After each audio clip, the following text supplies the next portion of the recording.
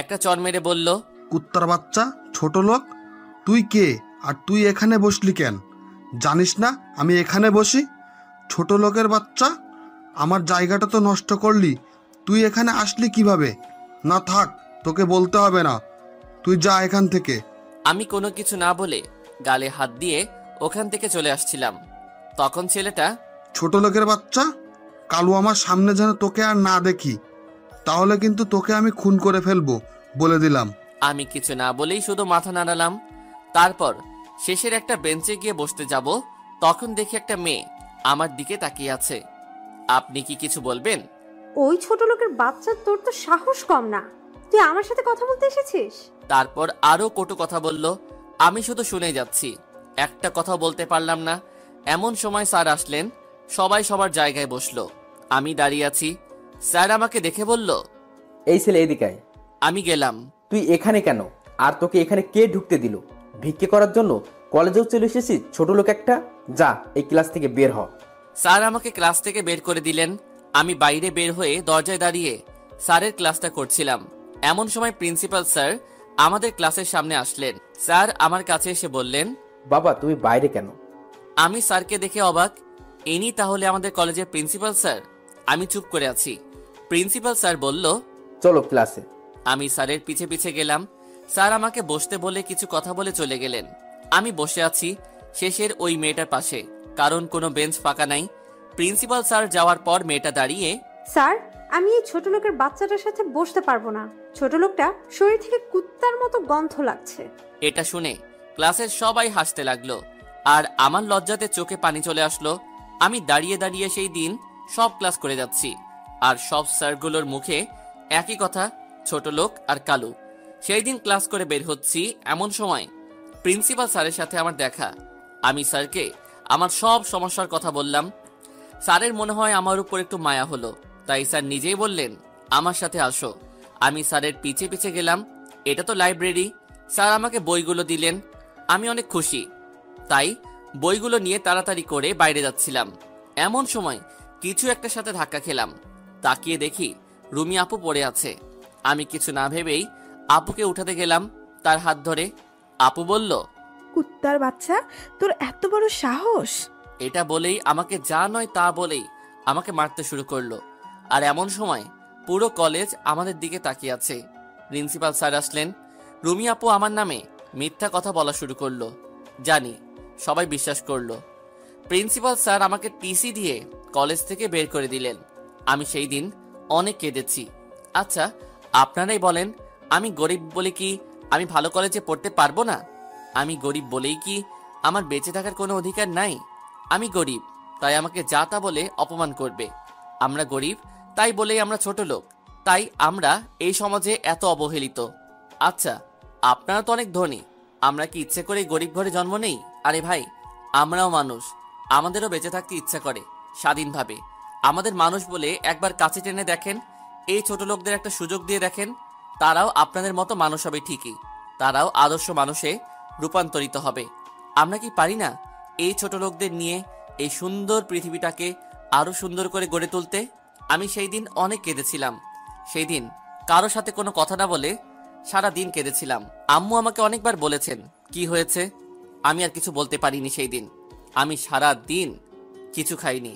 রাতে শুয়ে শুয়ে ভাবছি আমি আর এই নিষ্ঠুর শহরে থাকবো না, যে শহরে আমার কোনো মূল্য নেই, কুত্তার মতো ব্যবহার করে সবাই। আজ রাতেই চলে যাব ভেবে সবকিছু ছেড়ে কাউকে কিছু জানাবো না। এমন সময় আব্বু আম্মুর কথা মনে হলো। তাদের হাস্যোজ্জ্বল চেহারাটা আমার চোখের সামনে ভেসে উঠল। এইসব ভাবতে ভাবতেই সকাল হয়ে গেছে। চারিদিকে ফজরের আজান হচ্ছে। রাতের অন্ধকারটা কেটে যাচ্ছে। হয়তো আমার জীবনের অন্ধকারটা কেটে যেতে আমাকে অক্লান্ত পরিশ্রম করতে হবে, তবেই হয়তো অন্ধকারটা কেটে যাবে। নামাজ পড়তে গেলাম। নামাজ পড়ে এসে বসে মন খারাপ করে বসে আছি। আম্মুর নামাজ এখনো শেষ হয়নি। আম্মুর নামাজ শেষ হলে আমি আম্মুকে নিয়ে আমার রুমে যাই। আম্মু আমার দিকে তাকিয়ে আছে, আর তাকিয়ে থাকতে থাকতেই কাঁদতে কাঁদতে বললেন, বাবা তোমার কি হয়েছে? কাল থেকে কিচ্ছু খাওনি।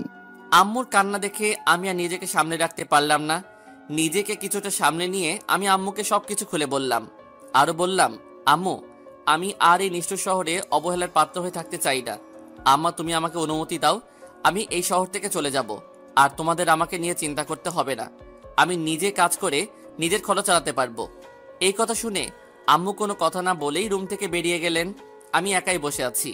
এমন সময় আব্বু আম্মু দুজনেই আসলেন। আব্বু আমার দিকে তাকিয়ে আছেন আর আমি নিচের দিকে।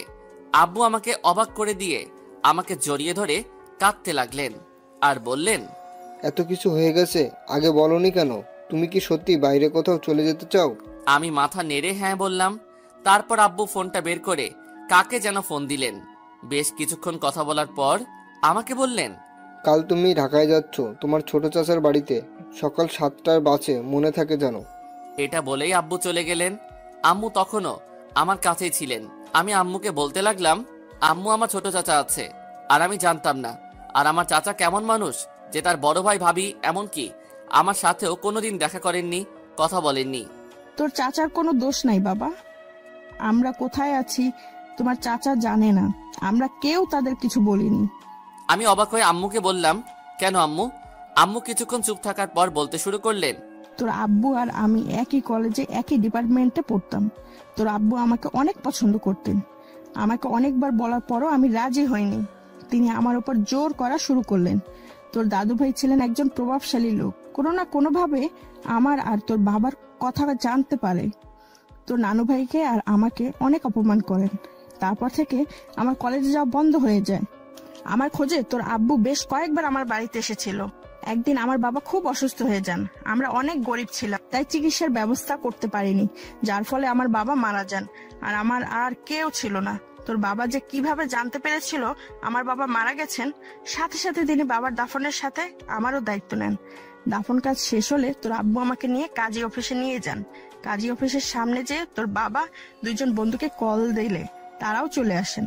আমাদের বিয়ের কাজটা শেষ হলে তোর আব্বু আমাকে নিয়ে তোর দাদুর কাছে যান। আমাকে দেখে তোর দাদু এতটাই রেগে যান যে আমাদেরকে মেনে নেওয়া তো দূরের কথা, তোর আব্বুকে ত্যায্য করে দিলেন, তার সাথে সকল সম্পত্তি থেকেও। সেদিন তোর আব্বু অনেক কেঁদেছিল। জানিস বাবা, তোর আব্বুকে আমি সেই দিন আর আজকে কাঁদতে দেখলাম। এর আগে কোনো দিনও দেখিনি। যতই কষ্ট পান না কেন, হাসি মুখে সব সামলিয়েছেন। তোর আব্বু আমাকে নিয়ে ঢাকা থেকে রাজশাহী চলে আসেন, আর তাদের সাথে কোনো যোগাযোগ করার চেষ্টা করিনি। এটা বলেই আম্মু নিজের আঁচলে মুখ লুকিয়ে কান্না করতে করতে চলে গেলেন। আমার মনটা খুব খারাপ হয়ে যায়। এমন সময় বন্ধু নাসিফের ফোন। আমি রিসিভ করা মাত্রই নাসিফ বলল, কোথায় রে, একটু দেখা কর, কাজ আছে। আমি আর কিছু না বলে দেখা করতে গেলাম। নাসিব আমার ভাইয়ের থেকেও বড় কেউ যদি থাকে তাহলে সেটা নাসিব নিচেই। আমাকে দেখে নাসিব বুঝে যায় আমার মন খারাপ, তাই আমাকে নিয়ে নদীর পাড়ে নিয়ে যায়। আমি আর নাসিব অনেকক্ষণ বসে আছি, কেউ কোনো কথা বলছি না। দোস্ত, তোর কি হয়েছে বলতো? তোর মন খারাপ থাকলে আমারও মন খারাপ হয়ে যায়। আমি আর নাসিফের কাছে কোনো কিছু না লুকিয়ে সবকিছু খুলে বললাম। কলেজে যা যা হয়েছে সবকিছু বললাম। নাসিফ শুনে আমাকে অবাক করে দিয়ে জড়িয়ে ধরেই কান্না করে দেয়, আর তার সাথে আমিও। আমাদের কথা হলে জোহরের আজান হলো। আমি আর নাসিফ ওখান থেকে উঠে বাড়ির দিকে যাচ্ছি। হঠাৎ করে ফুপির কথা মনে হওয়াতেই চলে আসলাম ফুপির বাড়িতে। ফুপির বাড়ির কাছে আসতেই আমার মাথায় নোংরা পানি পড়ল। কে ফেলেছে দেখার জন্য উপরে ছাদে তাকাতেই দেখি রুমি। রুমি বলে, কিরে ছোট লোক, আমাদের বাড়িতে কি আর কেমন দিলাম? এটা বলেই হাসতে লাগলেন, আর আমি শুধু মুচকি হেসে চলে আসলাম। ওপরে উঠতেই দেখলাম ফুপা বসে আছেন আর কি যেন একটা পড়ছেন। আমি কাছে গিয়ে, আসসালামু আলাইকুম ফুপা, কেমন আছেন? ভালো। ফুপা, ফুপি কোথায় আছেন একটু বলবেন? দেখছিস না আমি কাজ করছি, বিরক্ত না করে যা তো এখান থেকে। ফুপা একটু উচ্চ গলায় কথাটা বলেছেন, যার ফলে ফুপি শুনতে পান। এমন সময় ফুপি আস্তে আস্তে বলল, কি হয়েছে আর কার সাথে এমন করে কথা বলছো? ফুপি আমাকে দেখে খুশিতে জড়িয়ে ধরে বললেন, আরে রাফি, কখন আসলি? কেমন আছিস? এখন তো তোরা আর আসিস না, আমাদের কথা এখন আর মনে পড়ে না। এই কথাগুলো একবারে বললেন। আমাদের কথা বলা দেখে ফুপা চলে গেলেন। আমি দেখেও না দেখার ভান করে রইলাম আর বললাম, ফুপি তোমাকে অনেক দেখতে ইচ্ছা করছিল তাই চলে আসলাম। আরো অনেক কথা বললাম। বেশ কিছুক্ষণ পর রুমি আসলো আর বলতে লাগলো, কিরে ছোট লোকের বাচ্চা, এখনো যাসনি নাকি দুপুরে খেয়ে যাবি? কথাটা শেষ না হতেই ফুপা বলে উঠলেন, রুমি কি বলছো এসব? কুকুরের পেটে কি ঘি হজম হয়? আর রাফি, তুই এগুলো খেয়ে হজম করতে পারবি? এটা বলেই দুজনে হাসতে থাকে। এটা দেখে ফুপি আমার হাত ধরে নিচে নিয়ে আসলেন আর আমাকে জড়িয়ে ধরে কাঁদতে কাঁদতে বলেন, রাফি শোনা, তুই আর আমাদের বাড়িতে আসিস না। তোকে এরা এত অপমান করে, আমারই খারাপ লাগে। এটা বলেই আমাকে ছেড়ে দিয়ে চলে গেলেন। আমি ভাবছি ছোট লোকের আবার মান সম্মান আর অপমান হতে হতে এখন আর গায়ে লাগে না। এসব ভাবতে ভাবতেই ফুপিদের বাড়ি থেকে বের হলাম। হঠাৎ করে আমি লক্ষ্য করলাম আমার সামনে একটা সুন্দর গাড়ি দাঁড়িয়ে আছে। গাড়িটা দেখে মনে হচ্ছে অনেক দামি গাড়ি। অনেকক্ষণ তাকিয়েছিলাম গাড়িটার দিকে। হঠাৎ গাড়ির ভিতর থেকে একজন ভদ্রমহিলা নেমে আসলেন। আমি তখনও সেখানেই রয়েছি। সেখানে তিনি নামার সাথে সাথে আমাকে বললেন, তুমি আমাকে কি একটু সাহায্য করতে পারবে? জি। আমার গাড়িটার একটু সমস্যা হয়েছে, একটু বলবে গ্যারেজটা কোথায়? আমি কি একটু দেখতে পারি? তুমি কি পারবে? একটু চেষ্টা করে দেখতে পারি, আমার সামান্য একটু অভিজ্ঞতা আছে। আচ্ছা বাবা, একটু দেখে দাও, আমার খুব দরকারি কাজ আছে, তাড়াতাড়ি যেতে হবে। আমি আর কথা না বলেই গাড়িটা দেখতে লাগলাম। যা বুঝলাম একটা লিকেজ হয়েছে, তা সারিয়ে দিলাম। আমি বললাম, এবার গাড়িটা দেখেন তো ঠিক আছে কিনা। মহিলা গাড়িতে উঠলেন আর গাড়িটা স্টার্ট দিলেন। গাড়িটা চালু হলো। তিনি নেমে আসলেন আমার কাছে। বাবা, এই টাকাগুলো রাখো, তোমার কাজে লাগবে। কিছু টাকা আমার দিকে এগিয়ে দিয়ে, মাফ করবেন ম্যাম, আমার এই টাকাগুলো লাগবে না, আমার জন্য দোয়া কইরেন, তাহলে আমি খুশি। উনি আর কোনো কথা না বলে গাড়িতে করে চলে গেলেন। আমিও আর কোনো কথা না ভেবেই বাড়িতে চলে আসলাম। কি রে আব্বু, আজ এত দেরি হলো যে?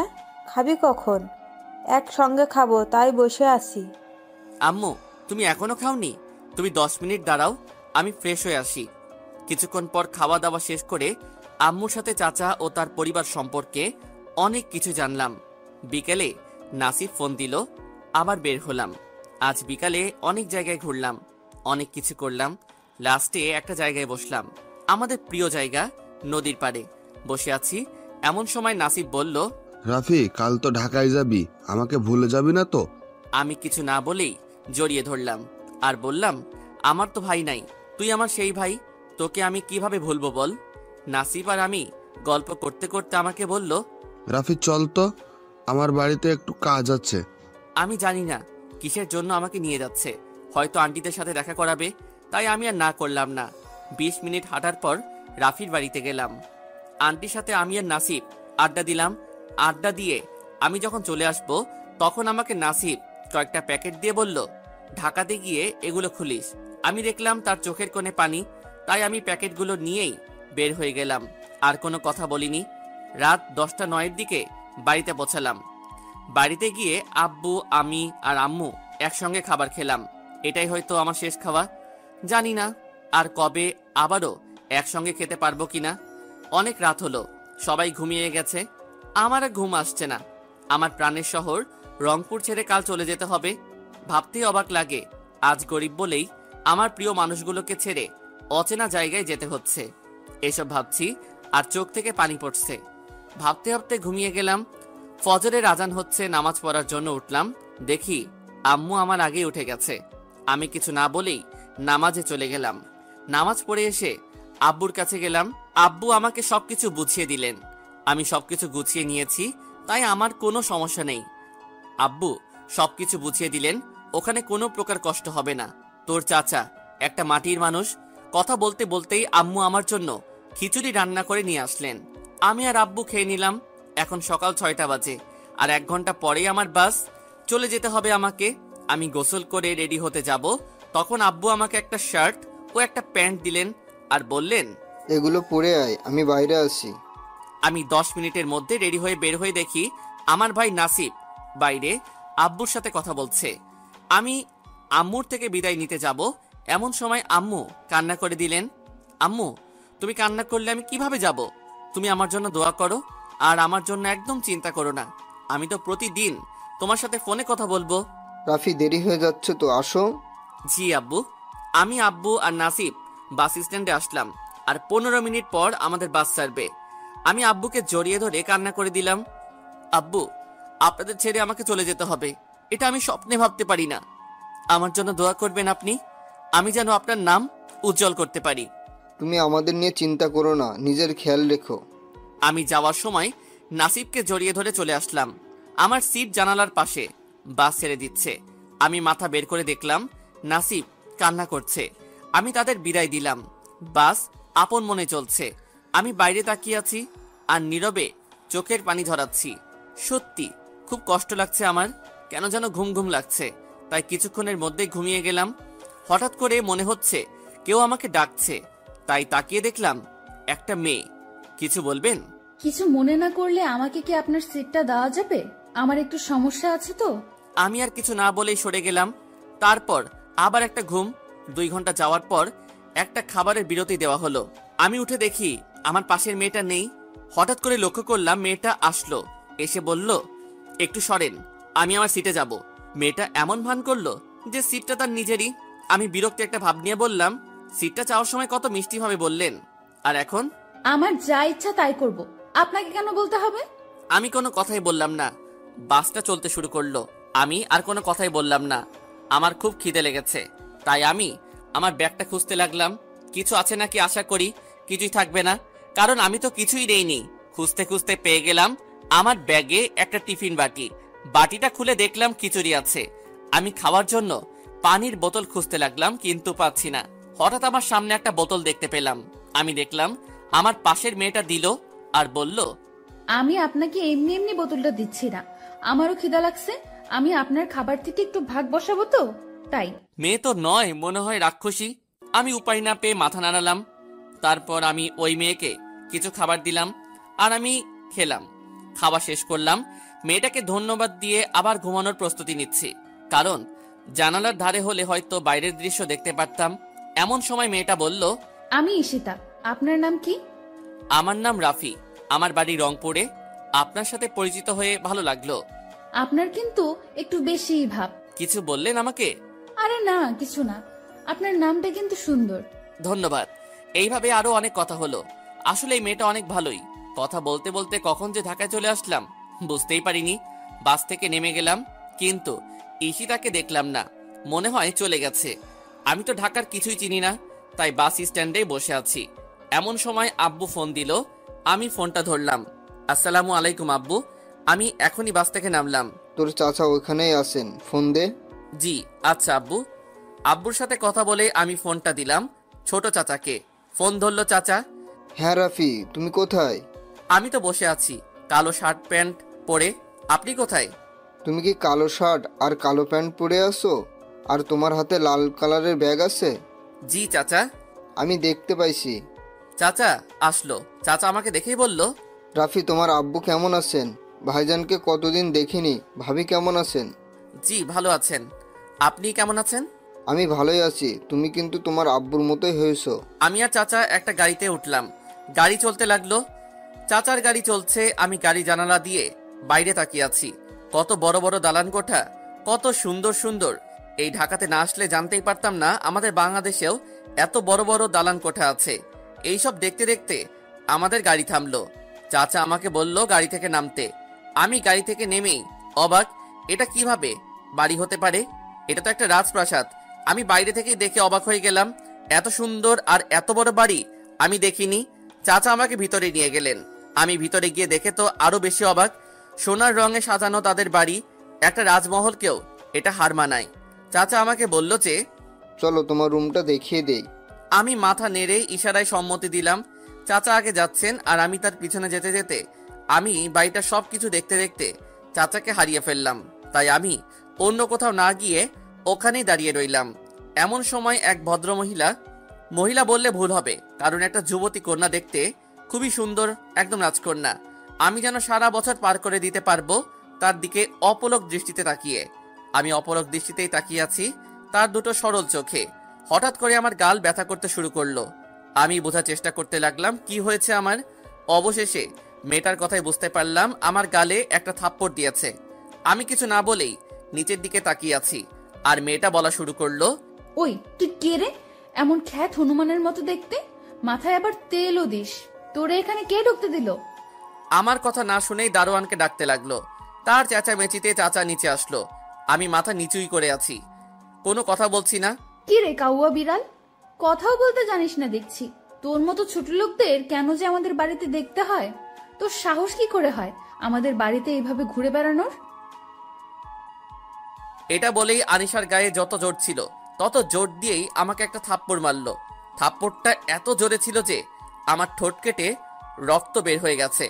আমার চোখেও কি কারণে পানি চলে এসেছে, মাথাটা ঝিমঝিম করছে, তাই আমি সেখানেই বসে গেলাম।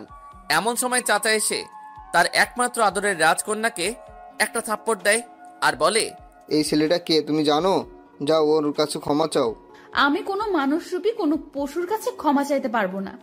আনিশা এটা বলেই কান্না করতে করতে চলে গেল। আমি পরিস্থিতি স্বাভাবিক করার জন্য বললাম, চাচা আমার রুমটা একটু দেখিয়ে দিবেন? চলো। চাচা আমাকে রুম দেখিয়ে দিয়ে বললেন, জানো রাফি, এটা তোমার আব্বুর ঘর। আমি যত্ন করে রেখেছি এই ঘরটাকে। আমি আমার ভাইজানকে অনেক ভালোবাসি। থাক সেই কথা, তুমি ফ্রেশ হয়ে আসো, আমরা একসাথে লাঞ্চ করব। আমারও খুব খিদা লেগেছে, তাই হ্যাঁ বলে দিলাম। আমি ফ্রেশ হতে যাব। এমন সময় চাচা আমার হাত ধরে বললেন, বাবা তুমি তোমার বোনটাকে মাফ করে দাও। ও এমনই, কিন্তু বন্ধু হয়ে গেলে বুঝতে পারবে যে এটা সেই আগের আনিশা না। আর ওর ব্যবহারের জন্য আমি তোমার কাছে ক্ষমা চাইছি। ছোট মানুষ, না জেনেই ভুল করেছে। তুমি বাবা ওর উপর রাগ করে থেকো না। আব্বু ঠিকই বলেছিল, তার ভাই মাটির মানুষ। চাচা আপনি আমাকে সত্যি এইবার লজ্জায় ফেললেন। আমি কিছু মনে করিনি, আর আমারও একটা ভুল হয়েছিল। চাচা আমার খুব খিদা লেগেছে, আপনি খাবারের ব্যবস্থা করেন, আমি ফ্রেশ হয়ে আসছি। চাচা চলে গেলেন। ওইদিকে আনিশা, ওই ছোট লোকটার জন্য আজ বাবা আমার গায়ে হাত তুলেছেন। বাবা আমাকে কোনোদিনও বকা দেননি। আর কোথাকার কোন গেও ভূতের জন্য আজ আমাকে থাপ্পড় মারলো। তোকে আমি উচিত শিক্ষা দেবো, ছোট লোকের বাচ্চা। তুই তৈরি থাক, এই আনিশাকে জিনিস তুই হারে হারে বুঝবি। আমি ফ্রেশ হয়ে বের হলাম, ব্যাগ থেকে কাপড় বের করছি। এমন সময় নাসিফের দেওয়া প্যাকেটগুলো খুললাম। প্যাকেট খুলেই আমি অবাক, কারণ ওগুলোতে কাপড় আছে আর তার সাথে কিছু টাকাও আছে। আমি নাসিফকে ফোন দিচ্ছিলাম, তখনই দেখি নাসিফ কল দিয়েছে। রাফি, ঠিক মতো পৌঁছেছিস? তোর চাচাকে খুঁজে পেয়েছিস?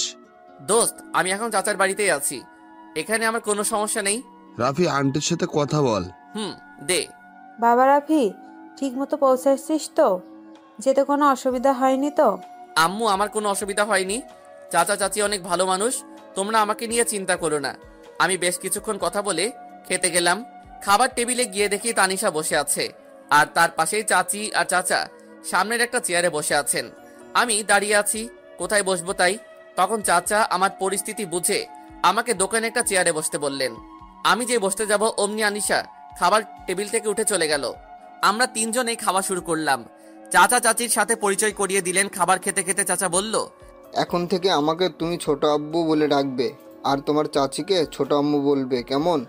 কোনো সমস্যা হলে বা কিছু লাগলে কোনো লজ্জা না করে বলবা। মনে করো আমরাই তোমার আব্বু আম্মু। আমি মাথা নেড়ে সম্মতি দিলাম। খাওয়া শেষ হলে আমি রুমে গিয়ে শুয়ে পড়ি। অনেক ক্লান্ত লাগছে। শোয়া মাত্রই আমার ঘুম চলে আসে। আমি ঘুমিয়ে একদম রাত পার করে দিলাম। ফজরের আজানে আমার ঘুম ভাঙলো। আমি নামাজ পড়ার জন্য উঠলাম, কিন্তু আমি তো জানি না মসজিদ কোথায়, তাই বাড়িতেই নামাজ পড়ে নিলাম। সকালে নাস্তার জন্য ডাকা হলে আমি গেলাম। দেখি সবাই আছেন, কিন্তু আনিশাকে তো দেখলাম না। তাই ছোট আব্বুকে বললাম, ছোট আব্বু, তানিশা আপু কই? আমার কথা শুনে চাচা চাচি দুজনে হাসতে লাগলো আর বলল, ও তোমার 1 বছরের ছোট। ছোট হলে কি আপু বলা যায় না? নাস্তা করে আমার রুমে আসলাম। আমার খারাপ লাগলো। আমার জন্য হয়তো তানিশা আপু খেতে আসেনি। আমার সরি বলার দরকার, তাই কোনো কিছু না চিন্তা না করেই চলে গেলাম আনিশাকে খুঁজতে। আনিশাকে খুঁজতে লাগলাম, তাকে ছাদে পেলাম। আমি তার পারমিশন নিলাম, আসতে পারি কি? আনিশা আমার দিকে তাকিয়ে চলে যেতে চাইল। আমাকে মাফ করে দেন। আমি জানি না কেন আপনারা এমন করেন। আমাকে কেউ দেখতে পারে না। আচ্ছা, আমি আর আপনার সামনে আসবো না। এখানে থাকার একটু জায়গা দিয়েন, তাহলেই হবে। আমি আর আপনাকে বিরক্ত করব না। আনিশার সাথে কথা বলে ছাদ থেকে নেমে রুমে চলে আসলাম। সেই দিনের পর থেকেই আর রুম থেকে বের হইনি। খাওয়ার সময় কিছু একটা বলেই আমার রুমে নিয়ে আসতাম। এইভাবেই 8 দিন চলে গেল।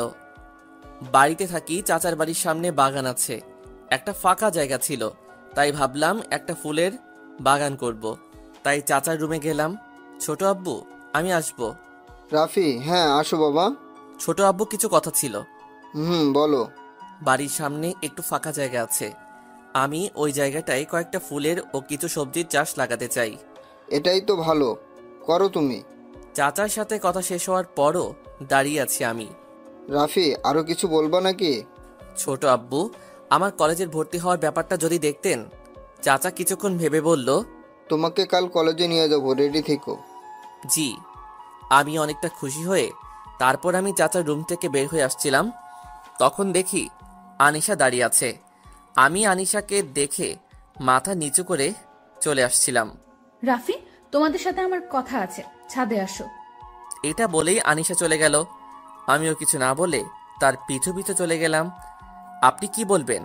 আমি আসলে ইচ্ছে করে আপনার সামনে যাইনি। আমি চাচার সাথে দেখা করতে গেছিলাম, কিছু কথা ছিল। মাথা নিচু করেই বললাম। কি বললা বাবাকে? কলেজে ভর্তি হওয়ার জন্য আমি রংপুর থেকে ঢাকাতে এসেছি। তা তুমি কোন কলেজে ভর্তি হবা? কিছু ঠিক করলা? যে কোনো একটা কলেজে ভর্তি হতে পারলেই হবে। আমি শুধু পড়াশোনা করতে চাই। রাফি, আমি তোমাকে একটা কথা বলার জন্য এখানে ডেকেছি। জি বলেন। I am sorry, sorry for everything. Please forgive me. Why? আমার তোমার সাথে ওইভাবে কথা বলা উচিত হয়নি, তাই সবকিছুর জন্য সরি। তুমি সবকিছু ভুলে যাও, এখন থেকে আমরা বন্ধু হলাম, ওকে? গরিবের কি বন্ধু হতে পারে? আমি তো ক্ষেত বেড়ার কাউয়া।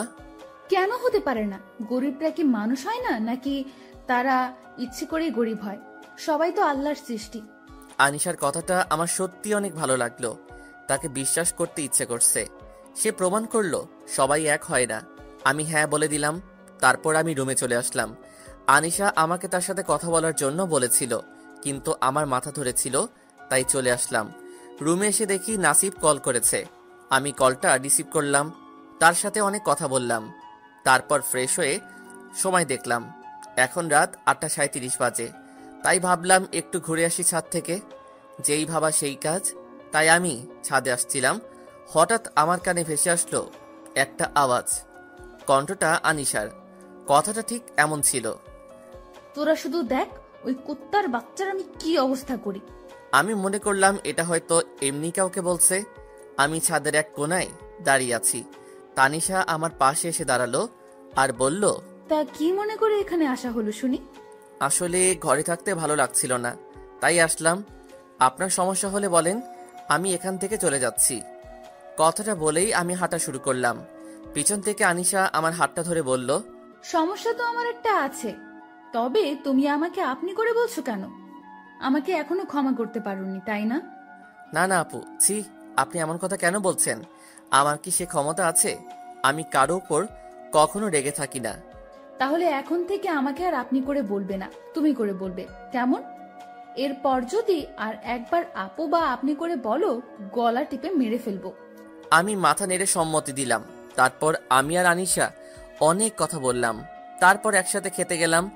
চাচা চাচি আমাদের একসাথে দেখে খুশি হলেন। আজ সবাই একসাথে রাতের খাবার শেষ করে যার যার রুমে গেলাম। আমি রুমে এসে আব্বু আম্মুর সাথে কথা বলে ঘুমাতে যাব, এমন সময় আনিশার কথাগুলো আমার মনে হতে লাগলো।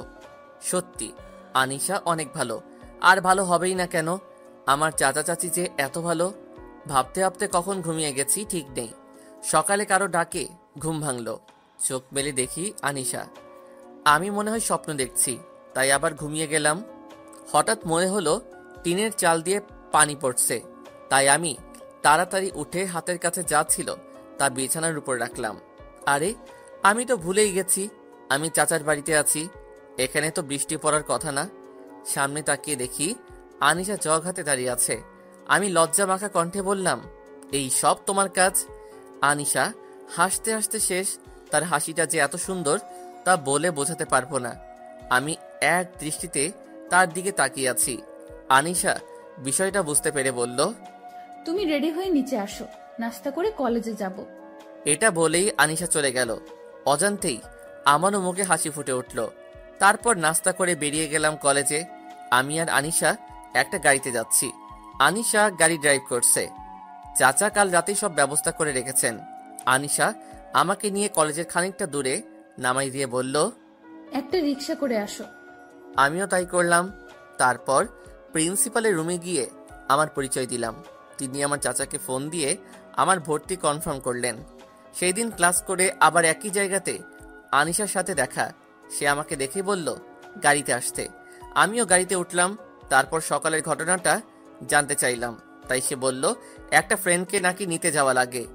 আমাদের বেশ ভালোই বন্ধুত্ব হয়ে যায়। আর আমি প্রতিদিন এক জায়গাতে নামতাম আর উঠতাম কলেজের পথে। এইভাবে কয়েক মাস পার হয়ে গেল। আমাদের পরীক্ষার রেজাল্ট দিল। আমি ফার্স্ট ক্লাসে পাশ করেছি আর আনিশা কোনো রকম পাশ করে, যার ফলে চাচা একটু রাগ হয় আর আনিশাকে বকা দেয়। এতে আনিশার রাগ আমার উপর আরো বেড়ে যায়। তার মধ্যে প্রতিশোধের আগুন জ্বলে ওঠে। তারপর সে ভাবতে থাকে কিভাবে আমার উপর তার প্রতিশোধ নিবে।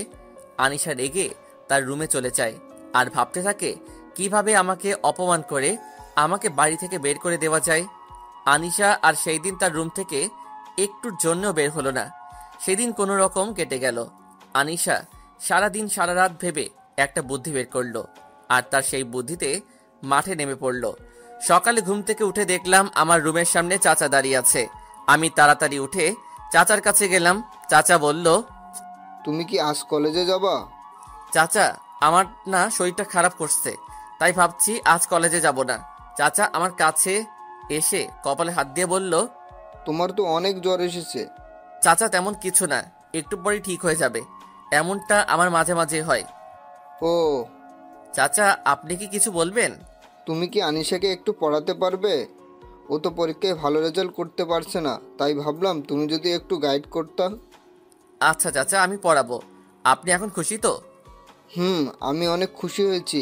আর তুমি যদি পারো তাহলে কাল থেকে পড়াতে শুরু করে দাও, কেমন? জি আচ্ছা। আমি একটু ফ্রেশ হয়ে নিচে গেলাম আমার হাতে তৈরি করা বাগানটাই। সেখানে গিয়ে গাছে পানি দিলাম। তারপর রুমে গিয়ে একটা কাজ করছিলাম। এমন সময় আনিশা আসলো। রাফি, তোমাদের সাথে আমার কথা আছে। বলো। এখানে বলা যাবে না, আমার সাথে তোমাকে যাওয়া লাগবে। তুমি এখন রেডি হয়ে আসো, তোমাকে নিয়ে একটা জায়গায় যাব। কিন্তু? কোনো কিন্তু না, তোমাকে যেতেই হবে। আনিশা, তুমি আমাকে কয়েক মিনিট সময় দাও, আমি নাস্তা করে রেডি হয়ে তোমার সাথে যাব। তোমাকে আমি নাস্তা করাবো, এখন চলো। তারপর আমি আর আনিশা গাড়িতে করে অজানা গন্তব্যে চলা শুরু করলাম। আমার জন্য অজানা, কিন্তু আনিশা চিনে। বেশ কিছুক্ষণ গাড়ি চলার পর একটা রেস্টুরেন্টের সামনে গাড়ি থামালো। অনেক বড় রেস্টুরেন্ট। আমি আর আনিশা ভিতরে প্রবেশ করলাম। আনিশা আর আমি রেস্টুরেন্টের শেষ টেবিলে গিয়ে বসলাম। আনিশা খাবার অর্ডার দিল। আমি চুপচাপ বসে আছি মাথা নিচু করে, কারণ আনিশাকে আজ অনেক সুন্দর লাগছে। সাদা ড্রেস, কালো খোলা চুল, সামনে হালকা বাদামি করা, ঠোঁটে আমার কাছে সত্যি অসাধারণ লাগছে। আমার কথা ছিল, তুমি এইভাবে নিচে তাকিয়ে থাকলে কিভাবে বলবো? তুমি বলো, আমি শুনছি। দেখো, তোমাকে একটা কথা বলি, আমি কোনো ভঙ্গিমায় যাচ্ছি না, তোমাকে সরাসরি বলছি। এটা বলেই আনিশা আমার হাত ধরে ফেলে। আমি অবাক হয়ে তার দিকে তাকালাম। আমি তোমাকে ভালোবাসি, জানি তুমিও আমাকে ভালোবাসো। আনিশার কথাটা শেষ হওয়ার আগেই খাবার চলে আসলো। আমি আনিশাকে আর কিছু না বলতে দিয়ে, আপনি এগুলো কি বলছেন? আপনি কোথায় আর আমি কোথায়? আপনার কথা ভুল হচ্ছে। আর আমি আপনাকে কোনোদিনও ভালোবাসতে পারবো না, আমাকে মাফ করবেন। এটা বলেই আমি চলে আসতে যাব, তখন আনিশা বলে, আমি তোমাকে সত্যিই ভালোবাসি। আচ্ছা, আমাকে না ভালোবাসার একটা কারণ বলো, আমি আর তোমাকে বিরক্ত করব না। আর আমি কোন দিক দিয়ে কম? আমার সবকিছুই আছে, কি নেই আমার? টাকা, সম্পদ সব আছে। আমি শুধু তোমাকে চাই রাফি, শুধু তোমাকেই চাই। এটা আমার দ্বারা সম্ভব না, আর আমি গরিব। আপনারা কত বড় লোক, আমি কোনোভাবেই চাচা চাচিকে কষ্ট দিতে পারবো না, ক্ষমা করবেন। আপনার সাথে আপনাদের মতো বড় লোকের ছেলেকেই মানায়, আমাকে নয়। কথাটা বলতে আমার যত দেরি, আনিশার সাথে সাথে খাবারের প্লেট থেকে চাকু নিয়েই তার হাতের এক জায়গায় কেটে দেয়। ধারণা থাকায় খুব একটা বেশি কাটে নাই। আমি সাথে সাথে তার হাত থেকে চাকু ফেলে দিয়েই টিস্যু দিয়ে হাতে চেপে ধরলাম। আনিশাকে অনেক কষ্টে গাড়িতে বসিয়ে দিয়ে আমি ফার্মেসি থেকে তুলো, ব্যান্ডেজ আর স্প্রিন্ট নিয়ে আসলাম। তার হাতে ওইগুলো দিয়ে তাকে বোঝানোর চেষ্টা করলাম, কিন্তু সে কিছুতেই বুঝতে চাচ্ছে না, শুধু কান্না করেই যাচ্ছে। আর একটা কথাই বলতে থাকছে, আমাকে ভালোবাসতেই হবে। আমি কোনো উপায় না পেয়ে বললাম, আমাকে কিছুদিন সময় দেওয়া লাগবে। তুমি সময় নাও, কিন্তু আমার উত্তর কিন্তু হ্যাঁ চাই। যদি না বলো তাহলে আমি নিজেকে শেষ করে দিব। আমি কিছু না বলে বাড়িতে যেতে বলে গাড়িতে উঠলাম। আনিশা গাড়ি চালাচ্ছে আর আমার দিকে তাকাচ্ছে। আমি আর একবারও আনিশার দিকে তাকাইনি। বাড়িতে আসলাম, এসেই আমার রুমে গেলাম আর ভাবতে লাগলাম কি থেকে কি হয়ে গেল। দুপুরে আর গেলাম না খেতে, তাই আনিশা আসলো আমাকে ডাকতে। আমার ইচ্ছা না থাকা সত্ত্বেও যেতে হলো, কারণ খুব জেদি মেয়ে। আমার সামনাসামনি চেয়ারে আনিশা বসলো। আমি আমার মতো খাওয়া শুরু করলাম। আমার যেন কেমন কেমন লাগছে। কি হয়েছে? বাবা মনে হয় আমার পায়ের ওপর দিয়ে বিড়াল গেল, তাই ভয় পেয়েছি। ও খাও। ভালো কথা মনে পড়লো, আজ থেকে রাফি তোমাকে পড়াবে। তোমার কি কোনো সমস্যা আছে? না বাবা, আমি তোমাকে এটা বলবো ভাবছিলাম, তার আগেই তুমি বলে দিলা। এটা বলেই আনিশা একটা শয়তানি হাসি দিল, যা আমার ভালো লাগেনি। আমি কোনো কথা না বলেই তাড়াতাড়ি খাওয়া শেষ করে আমার রুমে গেলাম। আমার খুব ঘুম পাচ্ছে, তাই ঘুমিয়ে গেলাম। সন্ধ্যায় ঘুম ভাঙলো, তাই ফ্রেশ হতে গেলাম। ফ্রেশ হয়ে দেখি চাচি আমার রুমে। চাচি, কিছু বলবেন? বাবা আনিশাকে পড়াবে না? এই তো যাচ্ছি। আমার কোনো ইচ্ছা নেই আনিশাকে পড়ানোর। আমি রুমে ঢোকার আগে দরজায় নক করলাম। ভেতরে আসো। আমি গেলাম, দেখলাম আনিশা বসে আছে টেবিলে। বসো। আনিশা আমাকে চেয়ার দেখিয়ে দিয়ে বলল। আমি বসলাম আর থেকে পদার্থ বই বের করতে বললাম। আমি বায়োলজি পড়বো না, তাই আমি প্র্যাকটিক্যালও করব না। তাহলে কি পড়বা? রাফি, আজ আমি তোমাকে শিখাবো। বলেই আনিশা আমাকে কিস করতে লাগলো। আমি তাকে ধাক্কা দিয়ে ওখান থেকে বের হয়ে গেলাম। বের হতেই চাচি আমাকে বলে, এত তাড়াতাড়ি পড়া শেষ? আজ শুধু পড়া দিলাম, কাল থেকে ভালো করে পড়াবো। এটা বলে চলে আসলাম। আমার নিজেরই খারাপ লাগছে, কেন যে রংপুর ছেড়ে আসলাম। ভাবতে ভাবতে ঘুমিয়ে গেলাম। সকালে আনিশা আসলো আর বলল, কি হলো, তুমি ওইভাবে চলে আসলা কেন? তোমার কি ভালো লাগেনি? কাছে আসো, আরেকটা দেই। দেখো, আমার এগুলো ভালো লাগে না। আমি তোমাকে বোনের মতোই দেখি। তুমি যদি ভালো করে পড়তে চাও তাহলে পড়াবো, না হলে আমাকে এখান থেকে চলে যেতে হবে। আনিশা কিছু না বলে চলে গেল। মনে হয় কষ্ট পেয়েছে। আমি সন্ধ্যায় তার রুমে নক করে প্রবেশ করলাম। সে এখন চুপ করে বসে আছে। আমি তাকে পড়ালাম, পড়া দিলাম। সে কোনো বাড়তি কথা বলেনি। এটা আমার ভালোই লাগলো। এইভাবেই আমার দিন যাচ্ছে। আমাদের আবার পরীক্ষা শুরু হলো। এই কয়েকদিনে আমিও আনিশাকে মনে মনে ভালোবেসে ফেলেছি। পরীক্ষার সময় আমি আর আনিশা একসাথে অনেক পড়তাম। এইভাবে আমি ওকে পড়াতাম। আমাদের দিনকাল ভালোই চলছিল। পরীক্ষা শেষ হলো। আমি আর আনিশা বসে আছি, ছাদে গল্প করছি। এমন সময় আনিশার ফোনে একটা কল আসে, তাই সে চলে যায়। আমি ছাদে থেকে কিছুক্ষণ পর নেমে যাই। রাতে শুয়ে শুয়ে ভাবছি কাল আনিশাকে মনের কথা খুলে বলবো। এভাবে বুকে চেপে আর রাখতে পারছি না। তারপরের দিন আমি আনিশাকে আমার মনের কথা বলতে তার রুমে যাই। সে আমাকে দেখে অবাক হয়, কারণ আমি শুধু তাকে পড়ানোর সময় তার রুমে যেতাম। কিছু বলবে? বলে ফেলো। আমি তোমার সাথে মিশতে মিশতে কখন যে তোমাকে নিয়ে মনে মনে ভাবতে শুরু করেছি জানি না। হয়তো আমিও তোমাকে ভালোবেসে ফেলেছি আনিশা। আমি তাকে আমার মনের কথাগুলো বললাম। আমার কথা শুনে আনিশা হো হো করে হেসে উঠল। আমি কিছু বোঝার আগেই দরজাটা লক করে দিল। আমার কাছে এসে বলতে লাগলো, আমি এই দিনটার জন্যই অপেক্ষায় ছিলাম, কি করে তোকে আমার জালে ফাঁসানো যায়। এটা বলেই আনিশা আবারও হাসতে শুরু করে। আমি কিছুটা ঘাবড়ে যাই। আনিশা কি বলছে এইসব? তার মানে আমি কি মিথ্যা মায়ায়, মিথ্যা ভালোবাসায় পড়েছি আমি? এইসব ভাবতে ভাবতে আনিশা আমার কাছে চলে আসে, একেবারে কাছে। কাছে এসেই তার হাত আমার গালে রাখলো। মনে করেছিলাম আমার সাথে মজা করে ওইসব বলেছিল, তাই আমি গাল ফুলিয়ে হাসতে যাব। এমন সময় আনিশা তার নখ দিয়ে আমার গাল আঁচড়ে দিল। ওহ, কি ব্যথা বলে বোঝাতে পারবো না। আমি আনিশার হাত ধরে নিলাম শক্ত করে। তারপর বললাম, আনিশা, তুমি এমন করছো কেন? তুমি তো আমাকে ভালোবাসো, তাহলে কেন এমন অদ্ভুত ব্যবহার করছো আমার সাথে? কথাটা বলার সাথে সাথেই আনিশা বলতে শুরু করলো, ভালোবাসা? তোর মতো ছেলেকে ভালোবাসা যায়? তোরা তো কুকুর। কুকুরকে একদিন খাবার দিলে তারা মালিকের গোলাম হয়ে যায়, আর তুই আমার গোলাম না। তোকে গোলাম বানালে তো আমারই ক্ষতি, কারণ তোকে আমি এই বাড়িতে থাকতে দিব না। কিন্তু কেন? আমার কি কোনো দোষ হয়েছে? আমি কি কোনো খারাপ কাজ করেছি? আমি অন্যায় করে থাকলে আমাকে শাস্তি দিন। আপনার কাছে হাত জোর করছি, আমাকে বাড়ি থেকে বের করে দিয়েন না। দরকার হলে আমি বাড়ির যে কোনো এক কোণে কুকুরের মতো পড়ে থাকবো, তাও আমাকে এইভাবে তাড়িয়ে দিয়েন না। আমার আর কোথাও যাওয়ার জায়গা নেই। তো আমি কি করব? আমাকে তুই কি করতে বলিস? আমার কথার উপর কথা বলিস? তোর তো অনেক সাহস হয়েছে দেখছি। বলেই আনিশা কি যেন খুঁজতে লাগলো। আমি তাকিয়ে দেখি চাবুক। তারপর আনিশা কোনো কথা না বলেই আমাকে চাবুক নিয়ে মারতে লাগলো। আমি না পারছি সইতে, না পারছি চিৎকার করে কান্না করতে। চিৎকার যেন বাইরে না চায়, তাই আমি আমার হাত দিয়ে মুখ চেপে ধরে আছি।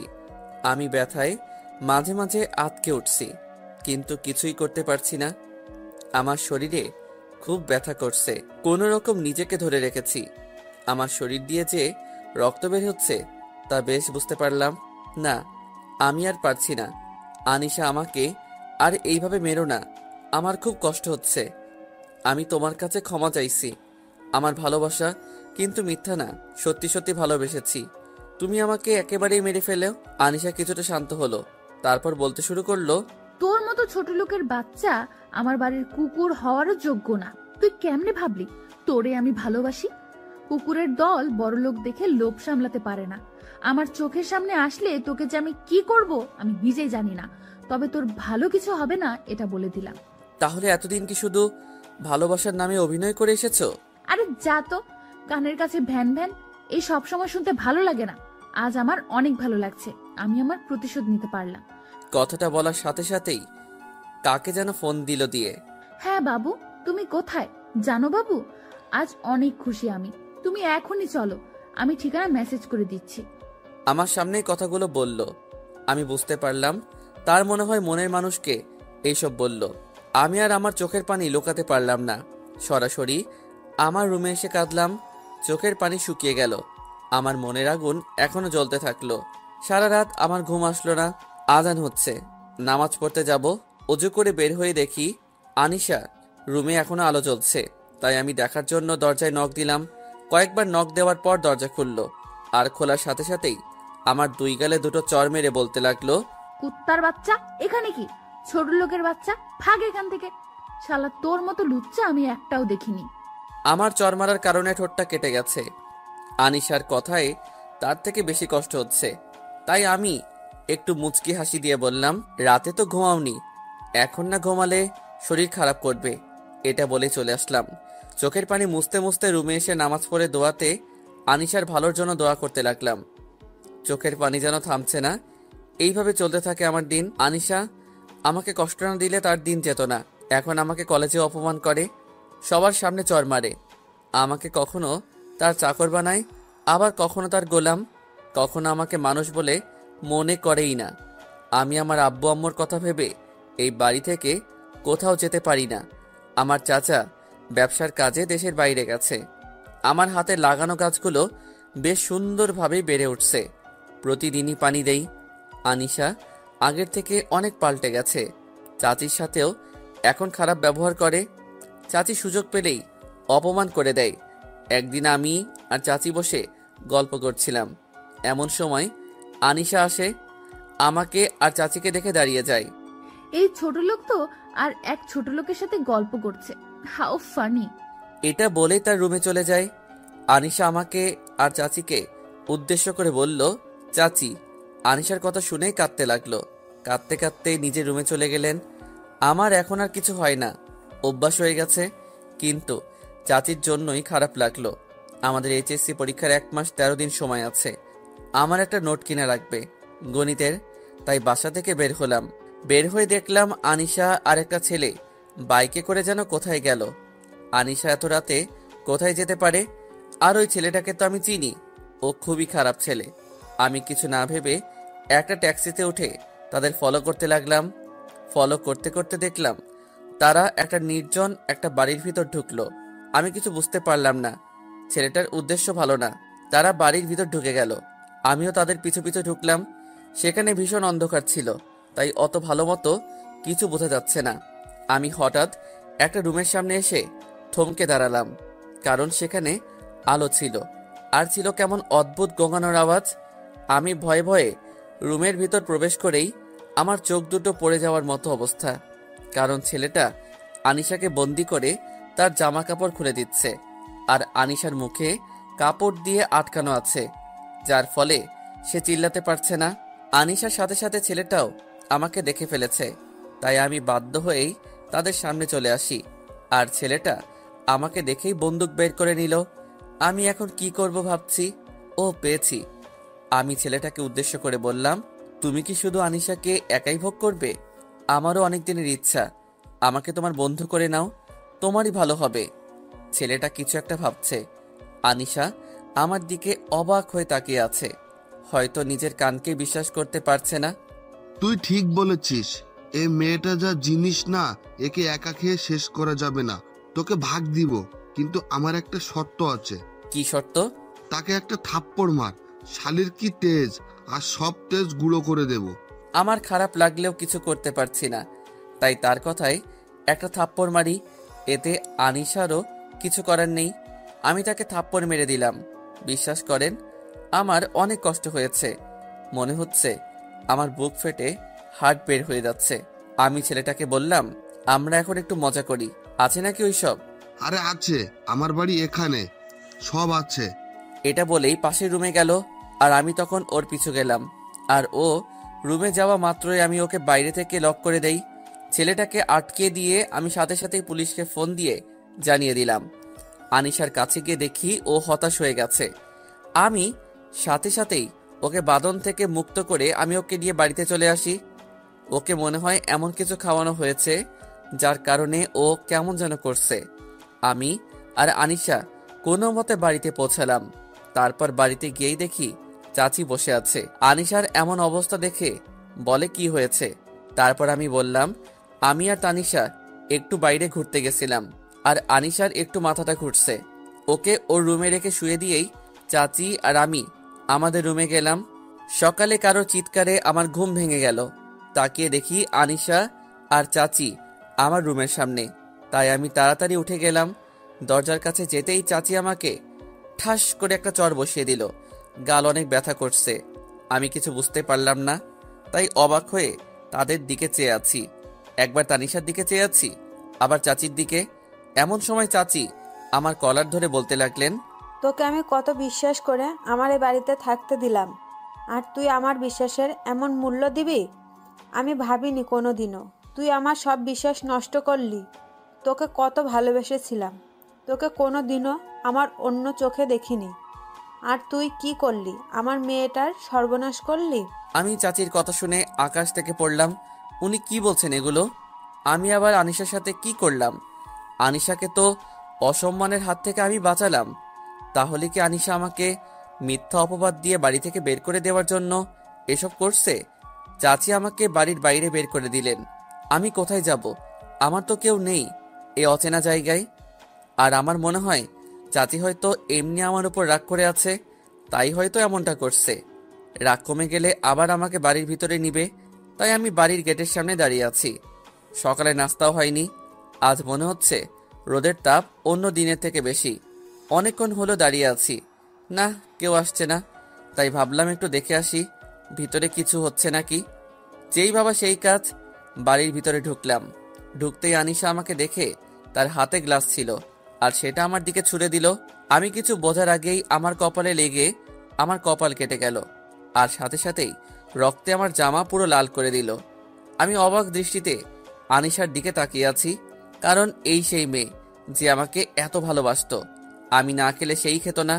আমি রাতে ঘুমালে মাঝে মাঝে আমার বুকে মাথা রেখে ঘুমাতো, আর আমার একটু কষ্ট দেখতে পারতো না। আমার জ্বর আসলে সারা রাত আমার পাশে থাকতো, মাঝে মাঝে ঘুরতে নিয়ে যেত। এইসব ভাবছি, তখন আনিশা, আম্মু দেখো, এই ছোট লোকের বাচ্চাটা আবার এসেছে। ছোট লোকের সাহস দেখো আম্মু, আমার এত বড় ক্ষতি করো আমার সামনে কেমন করে তাকিয়ে আছে। কুত্তার বাচ্চাকে বাড়ি থেকে বের করে দাও। আনিশার কথা শুনে চাচি আসলো, আর আমার মনটা ভেঙে গেল। দয়া করে আমাদের তো এখন একা থাকতে দে। আমাদের তো যা সর্বনাশ করার করে দিয়েছিস, এখন আর আমাদের কষ্ট দিস না। তুই আমাদের চোখের সামনে থেকে যা। তোর মতো ছোট লোক আর নিচু মনের মানুষকে আমরা দেখতে চাই না। কিন্তু চাচি, আমার অপরাধটা, এটা বলার সাথে সাথে চাচি আমার গালে থাপ্পড় বসিয়ে দিল। আমি অবাক হয়ে চাচির দিকে তাকিয়ে আছি। এবার সত্যি কষ্টে আমার বুকটা ফেটে গেল। আমি আর আমার চোখের পানিটা ধরে রাখতে পারলাম না। আমি কাঁদতে কাঁদতে চাচির পা ধরে বলতে লাগলাম, চাচি, আপনারা ছাড়া আমার আর কে আছে বলুন? আমি তো এই শহরের কিছুই চিনি না, আর আমি সত্যি অসহায়ের মতো হয়ে যাব। আমি আনিশার কোনো সর্বনাশ করিনি, তবুও আপনারা না হয় আর 2টা মাস আমাকে থাকার সুযোগ দেন। কথা দিচ্ছি, আমার পরীক্ষাটা শেষ হলেই চলে যাব। আমাকে থাকতে দেন, সারাদিনে না হয় একবেলা খেতে দিবেন, আমাকে বাড়ি থেকে বের করে দিয়েন না। আমি শেষ পর্যন্ত আনিশার পাও ধরলাম, কিন্তু আমাকে থাকতে দিল না। আর এইদিকে আমাকে তাদের বাড়ি থেকে বের করে দিল একটা কুকুরের মতো। আরে ভাই, আমার দোষ কি জানেন? আমরা গরিব, আমরা ছোট লোক। আরও একটা দোষ, মানুষের ভালো করতে নেই, যদি করেন তাহলে তার ফল আপনাকে পেতেই হবে। তাই আমিও পেলাম। আমার কি দোষ ছিল? আমি এখন কার কাছে যাব, কি করব? আমার যে মা বাবা স্বপ্নটা পূরণ করতে হবেই, এইসব ভাবছি আর হাঁটছি। এমন সময় একটা বড় গাছের নিচে আসলাম, সেখানে হেলান দিয়ে বসলাম, আর সাথে সাথেই বৃষ্টি শুরু হয়ে যায়। আজ অনেক কষ্ট হচ্ছে, নিজের ভালোবাসার মানুষটাও আমাকে বিশ্বাস করতে পারল না। সেদিন খুব ভিজলাম, রাতে বৃষ্টি থামলো, কিন্তু আমার জ্বরটা থামলো না, কারণ সারা দিন না খেয়ে আছি, তার উপর আবার কপাল ফেটে গেছে। কোনো রকম সকাল হলো, পকেটে হাত দিয়ে দেখি মোবাইল নাই, তাই নিজের মান সম্মান বাদ দিয়ে মোবাইলটা আনতে আনিশার বাড়িতে গেলাম। আনিশার বাড়িতে গিয়ে দেখলাম দারোয়ান চাচা দাঁড়িয়ে আছে। আমাকে দেখেই আমার কাছে আসলো। আমি চাচাকে সালাম দিয়ে আমার ফোনটা আনার জন্য বললাম। বেশ কিছুক্ষণ পর চাচা আসলো। আমি মোবাইল ফোনটা নিয়ে হাঁটা ধরলাম। চাচা ডাক দিল, বাবা দাঁড়াও। আমি পিছনে তাকিয়ে দেখলাম চাচা নিজেই আমার কাছে এসে আমাকে কিছু টাকা দিলেন। অনেক না করার পরও আমাকে জোর করে দিলেন। আমি টাকাগুলো নিয়ে আসলাম। আমি টাকা দিয়ে কিছু কিনে খেলাম। আমার গন্তব্য এখন ওই বড় গাছটার নিচে। আমি হাঁটছি, দূর থেকে মনে হচ্ছে ওটা আনিশা। আমি দাঁড়িয়ে গেলাম। হ্যাঁ, ওটা আনিশাই। আনুষা ক্লিনিকের সামনে দাঁড়িয়ে আছে। কেন, কিছু হয়েছে নাকি আনিশার? একটু কি দেখা করে আসবো নাকি? না থাক, কি মনে করবে। কিন্তু আনিশা এখানে কি করছে? আনিশার সামনে একজন মহিলা দাঁড়ালো, তার মুখ দেখতে পারছি না, তাও মনে হলো ওটা চাচি হবে। চাচি আর আনিশা গাড়িতে উঠে চলে গেল। আমি কৌতূহল বশত ক্লিনিকের ভিতরে গেলাম। সেখানে একজন ডাক্তারকে পরিচিত লাগছে, কোথায় যেন দেখেছি, মনে পড়ছে না। হ্যাঁ, মনে পড়েছে, এটা তো আনিশাদের ফ্যামিলি ডাক্তার। আমার ভালোই হলো, আমি সহজেই জানতে পারবো, আর ওনার সাথে আমার সম্পর্কটাও ভালো। আমি আর কোনো কিছু না ভেবেই চলে গেলাম ডাক্তার আঙ্কেলের কাছে। আমি সামনে এগোতে লাগলাম। ডাক্তার আঙ্কেল আমাকে দেখেই, আরে রাফি, কেমন আছো? তা কি মনে করে আমার এখানে? আসলে আঙ্কেল, আমার একটা খুব জরুরি কাজ আছে। তা তোমাকে কিভাবে সাহায্য করতে পারি? আঙ্কেল, আপনিই পারবেন আমাকে সাহায্য করতে। আচ্ছা বলো, কি জানতে চাও? আমি দেখলাম আনিশা আর চাচি আসছিল আপনার কাছে। চাচি কি অসুস্থ, নাকি অন্য কোনো কারণে আসছিল আপনার কাছে, নাকি আনিশার কিছু হয়েছে? আঙ্কেল, কিছু হয়েছে কি? আসলে বাবা, কি বলবো তোমাকে, আর কিভাবেই বলবো সেটা বুঝতে পারছি না। আঙ্কেল, হিয়ালি না করে আমাকে সবকিছু বলেন। আসলে আনিশা মনে করছে তার সাথে কেউ জোর জবরদস্তি করছে, আর তার সতীত্ব নাকি নষ্ট হয়েছে, আর সেটা নাকি তুমি আর তোমার বন্ধু মিলে করছো। আমি এই কথা শুনে মাথা নিচু করে আছি আর ভাবছি আমি কি করলাম আর আনিশা কি বলল। আমি আর কোনো কথা না বলেই সেখান থেকে চলে আসলাম। আমার মাথায় কিছুই ঢুকছে না, কি থেকে কি হয়ে গেল। আমি আবারও গাছের নিচে গিয়ে বসলাম আর ওইসব কথাগুলো ভাবছি। সন্ধ্যা হয়ে গেছে, খুব ক্লান্ত, তাই একটু চোখ বন্ধ করেছিলাম। তখন কেউ আমার কাঁধে হাত দিল। আমি তাকিয়ে দেখি ঈশিতা। আমি তো অবাক হয়ে তাকিয়ে আছি তার দিকে। ও এখানে কি করে? পাঠকদের হয়তো মনে নেই, রংপুর থেকে ঢাকা আসলাম, বাসের পাশের সিটে ঈশিতা। তুমি এখানে কি করো? আর এইভাবে শুয়ে আছো কেন? আর তোমার কপালে কি হয়েছে? এমনি, ও কিছু না। তা কি করো তুমি এখানে? আরে পাগল, আমার বাসার সামনেই তো তুমি আছো। তোমার কি হয়েছে বলো তো? আমাকে বন্ধু ভেবে বলতে পারো। তোমার তোমার চাচার বাসায় ওঠার কথা। কেন যেন ঈশিতাকে বিশ্বাস করতে ইচ্ছে করছে, তাই সব বলে দিলাম। দেখি ঈশিতার চোখে পানি। ঈশিতা আমার হাত ধরে টান দিল। আমি বসা থেকে উঠে দাঁড়ালাম। ঈশিতা আমাকে বলতে লাগলো, এখন তুমি আমার সাথে যাবা। আমি কোথায় যাব?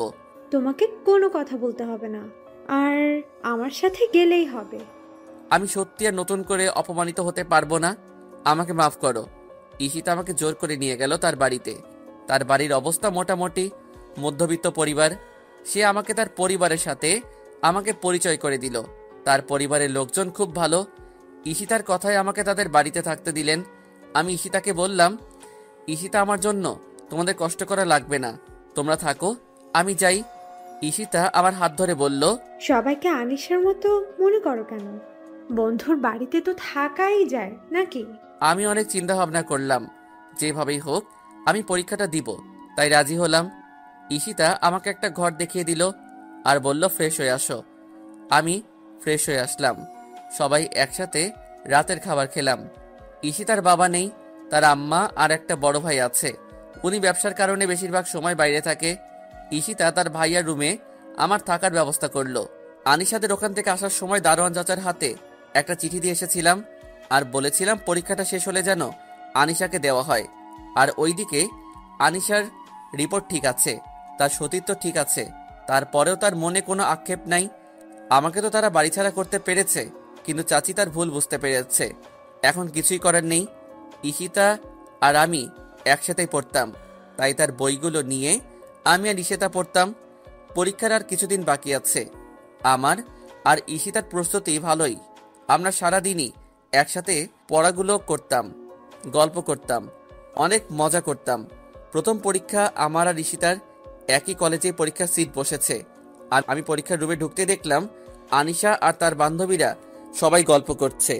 আমি শুধু একবার দেখেই আমার সিট খুঁজতে লাগলাম। আর ভাগ্যক্রমে আনিশার আগের সিটটাই আমার। আমি কোনো কথা না বলেই বসে গেলাম আমার সিটে। আমার কেমন যেন লাগছে, কেউ হয়তো আমার দিকে তাকিয়ে আছে। আমি আর সেদিকে না লক্ষ্য করে পরীক্ষা দিতে বসলাম। স্যার আসলেন, পরীক্ষা শেষ করলাম। আমি আর ঈশিতা চলে আসলাম। তারপর গণিত পরীক্ষার সময় দেখলাম আনিশার চোখে পানি টলমল করছে। আমি বুঝতে পারছি তার কমন আসে নাই, তাই আমি এমনভাবে বসলাম যেন আনিশা আমার খাতা দেখতে পারে। দেখি সে মাথা নিচু করে আছে, তাই আমি হালকা করে তার মাথায় হাত দিলাম আর ইশারায় বললাম আমার খাতাটা দেখার জন্যে। সে লেখা শুরু করলো, আমিও করলাম। এইভাবে আমাদের পরীক্ষাটা শেষ হলো। আনিশা আমাকে অনেক ডেকেছিল, কিন্তু আমি না শোনার ভান করে চলে আসি। এইভাবেই আমাদের পরীক্ষা শেষ হয়।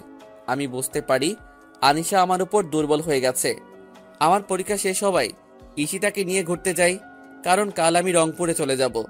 আজ অনেক ঘুরলাম, অনেক এনজয় করলাম, মজা করলাম। আজকের দিনটা আমার সারা জীবন মনে থাকবে। কাল সকালে আমি ঈশিতাকে ও তার পরিবারকে বিদায় দিয়ে চলে আসলাম ঈশিতার পরিবারের সাথে। আমার খুব ভালো সম্পর্ক হয়ে গেছে। আমি বাড়িতে আসলাম, আম্মু দেখছি রান্না করছে। আম্মুকে সালাম করলাম। আম্মু আজ অনেক খুশি। আব্বুকে ফোন দিলাম। কিছুক্ষণের মধ্যেই আব্বু আসলো। আমি ফ্রেশ হয়ে সবার সাথে খাওয়া শেষ করে অনেক গল্প করলাম। জার্নি করে আসার কারণে আব্বু আমাকে ঘুমাতে বলল। আমিও রুমে গিয়ে ঘুমিয়ে পড়লাম। আমি আমার রুমে এসে ঘুমিয়ে গেলাম। ঘুম থেকে উঠে দেখলাম এখন সন্ধ্যা হয়ে গেছে। অনেক দিন পর এসেছি বাসায়, তাই একটা আরামের ঘুম দিলাম। ঘুম থেকে উঠে ফ্রেশ হয়ে নাসিবকে ফোন দিলাম। ওকে আমার বাড়িতে আসতে বললাম। কিছুক্ষণ পর নাসিব আসলো। আমি আর নাসিব চলে গেলাম আমার প্রিয় জায়গাটায়, নদীর পাড়ে। সেখানে বসে আড্ডা দিচ্ছি। এমন সময় ঈশিতার ফোন। বলো। তোমাকে না বলেছিলাম বাসায় পৌঁছে আমাকে একটা কল করতে, করনি কেন? অনেক দিন পর বাড়িতে আসলাম, খুশিতে ফোন দিতে ভুলে গেছিলাম, সরি। ও, একদিনে আমাকে ভুলে গেছো? ভালো লাগলো। তা কি করো এখন? রাগ করছো? সরি বললাম তো। আমি আর আমার বন্ধু নদীর পাড়ে বসে আছি। তুমি? বন্ধু নাকি বান্ধবীর সাথে ফোনটা দেও তো, তোমার বন্ধুকে। আমি কথা না বাড়িয়ে দিয়ে দিলাম, কারণ ওর যা রাগ, কি না কি করে বসে, আর মুখ দিয়ে একবার যা বের হবে তা করেই ছাড়বে। এক কথায় নাছোড়বান্দা। ঈশিতার এগুলো আমার আবার ভালো লাগে। আমার উপর জোর করে অধিকার খাটানোর চেষ্টা করে। আমি এটাও বুঝি সে আমাকে অনেক ভালোবাসে। আমিও তাকে পছন্দ করতে শুরু করি। তার কারণ আমি যেমন মানুষ মনে মনে খুঁজেছিলাম, ঈশিতা ঠিক তেমনই। খুব ভালো মনের মেয়ে একটা। এমন মেয়ে হাজারে একটা পাওয়া যায়। ওর সাথে আমার কোনো রক্তের সম্পর্ক নেই, কোনো বন্ধুত্ব সম্পর্ক ছিল না, কিন্তু ও আমাকে ওর বাসায় থাকা খাওয়ার জায়গা দিয়েছিল। আমার বন্ধু হয়ে সব সময় পাশে ছিল। এমন মেয়েকে জীবনসঙ্গী হিসেবে কে বা না চায়। আমি নাসিবকে ফোনটা দিলাম। নাসিব আর ঈশিতা কি যেন কথা বলছে। নাসিব বারবার আমার দিকে তাকাচ্ছে। আমি তো এবার সত্যি ভয় পেলাম, ঈশিতা সব বলে দিচ্ছে না তো। নাসিব আর ঈশিতার কথা শেষ হলো। নাসিব ফোনটা আমাকে দিয়ে চুপচাপ বসে আছে। আমি নাসিবকে গোতানো শুরু করলাম। কিরে, কথা বলছিস না কেন? নাসিব কিছু না বলে দাঁড়ালো। আমিও দাঁড়ালাম। আমি যেই কথা বলতে যাব, নাসিব আমার বাম গালে এক থাপ্পড় দিল। নাসিব আমার হাত ধরে তার মাথায় হাত দিয়ে বলতে শুরু করলো, রাফি, আমাদের বন্ধুদের কসম, ঢাকাতে কি কি হয়েছে আমাকে সব বল। আমি আর অভিনয় করতে পারলাম না। চোখের পানি বাধা মানছে না। আমি নাসিবকে সব বললাম। এখন আনিশাকে আমি শুধু ঘৃণা করি। আমি আর আনিশার সামনে কোনো দিনও যাব না। নাসিবকে সবকিছু বলতে পেরে মনটা একটু হালকা লাগছে। নিজের কাছে এখন অনেকটাই ভালো লাগছে। নাসিবকে ঈশিতার কথা বললাম। রাত অনেক হয়ে গেছে, তাই আমি আর নাসিব নিজের বাড়িতে আসলাম। আমি বাড়িতে এসে খাওয়া শেষ করে আম্মু আব্বুর সাথে অনেক গল্প করে ঘুমিয়ে গেলাম। সকালে ঘুম ভাঙলে নামাজে গেলাম।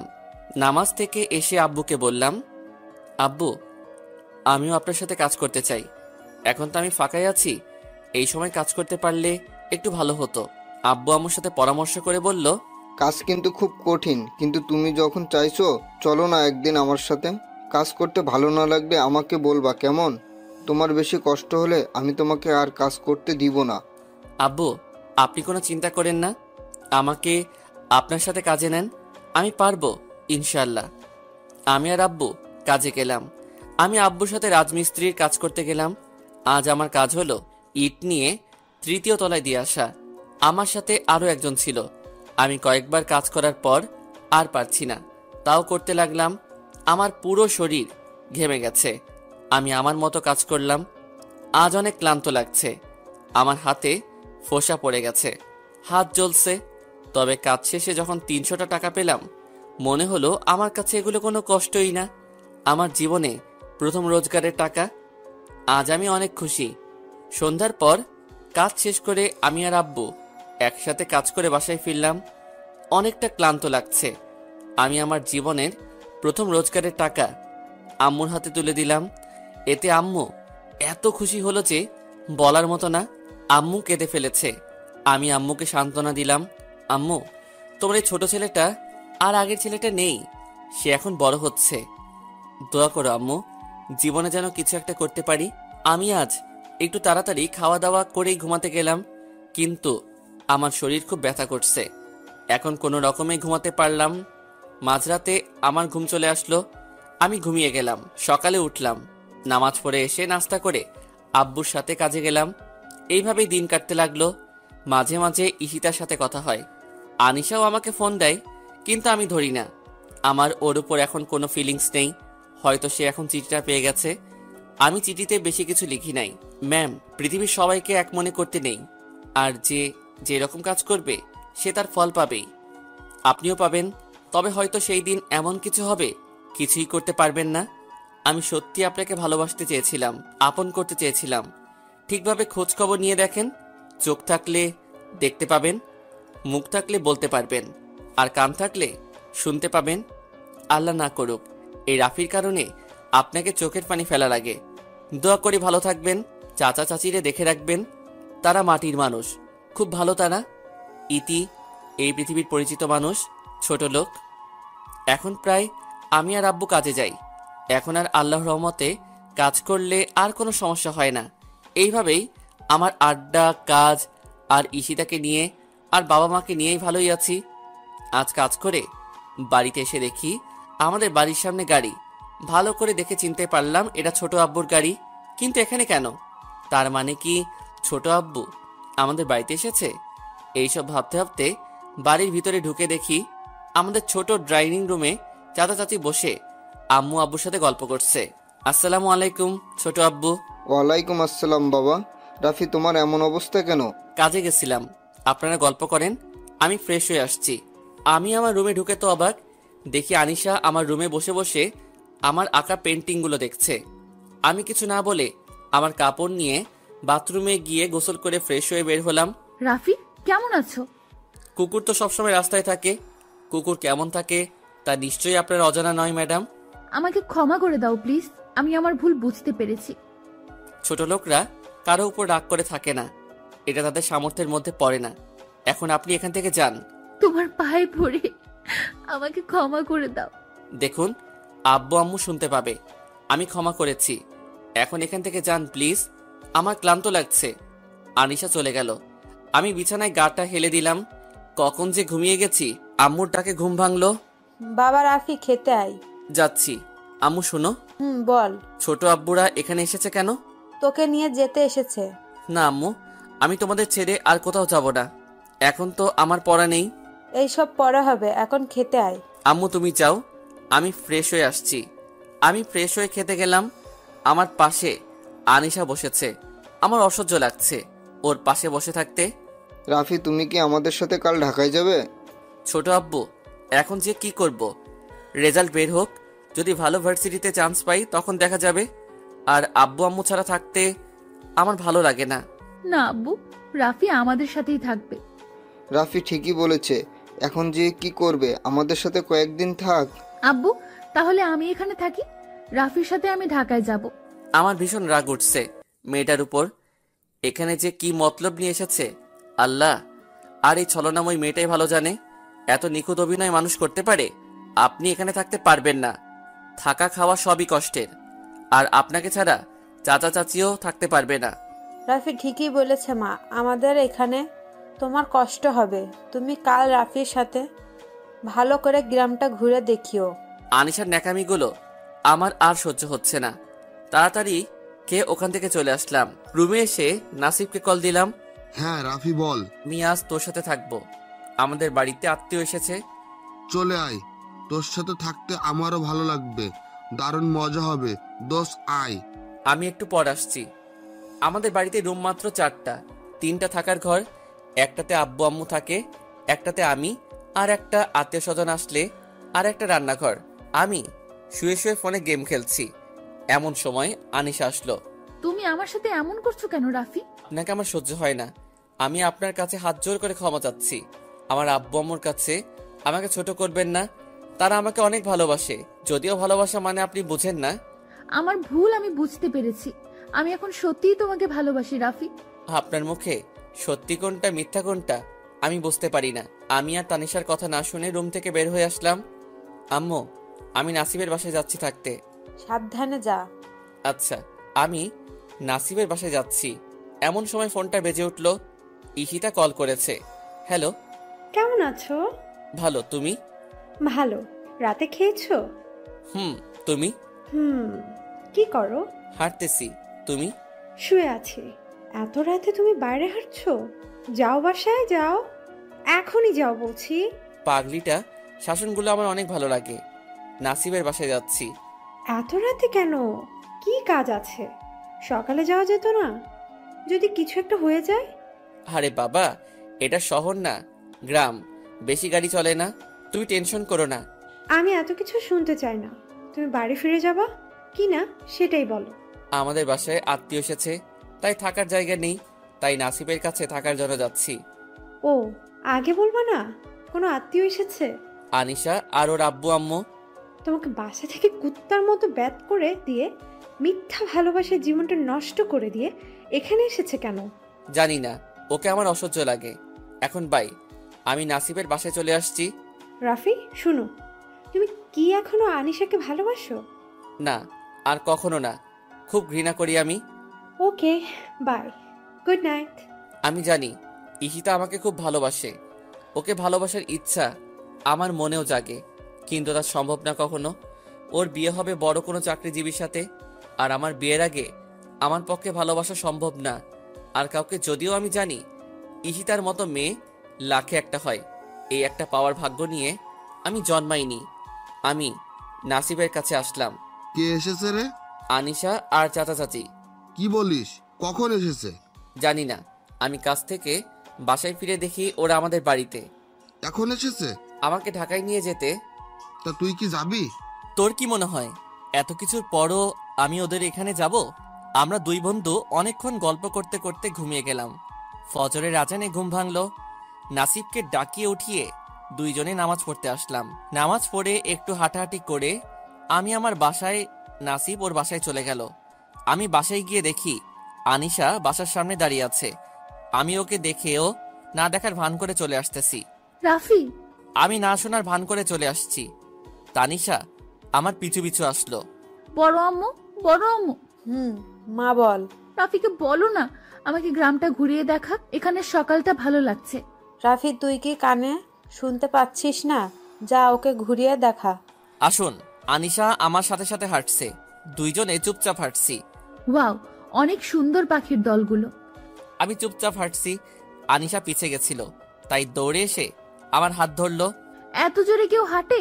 আমি হাত ঝটকা দিয়ে নিজের হাতটা ছাড়িয়ে নিলাম। আমি তোমাকে ভালোবাসি আর তোমাকেই বিয়ে করব। আমাকেও তোমাকে ভালোবাসতে হবে। আমি আর বোকা নই। বৃষ্টি আগে আর পরে আকাশ এক থাকে না। আমি বেঁচে থাকতে ও আপনার মতো নির্লজ্জ নিচু মনের মেয়েকে বিয়ে করব না। একটা নারী সব থেকে শ্রেষ্ঠ সম্পদ হচ্ছে তার ইজ্জত। এটা নিয়েও আপনি থাক বলতে আমার ঘৃণা লাগছে।